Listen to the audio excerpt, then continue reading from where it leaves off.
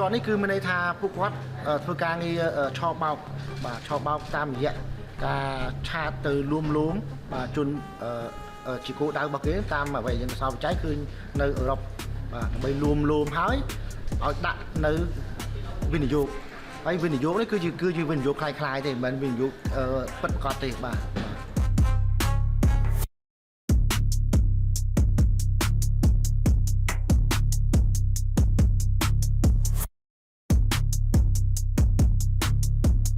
They fake the uniforms, the identity cards, and they generate many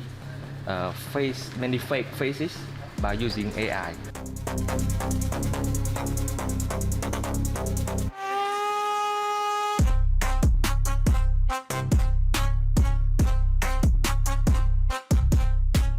កម្ពុជាមានបានចំណូលស្អីពីផលហ្នឹងអញ្ចឹងពួកនេះវាមានយើងទទួលស្គាល់ថាវាយកលុយនឹងមកលាងសម្អាតនៅក្នុងប្រទេសកម្ពុជាមានតាមរយៈដើម្បីពង្រីកសកម្មភាពនេះតទៅទៀតហើយក៏លាងសម្អាតហើយមានទាំងលុយខ្មៅលុយសអញ្ចឹងអាត្រង់នេះ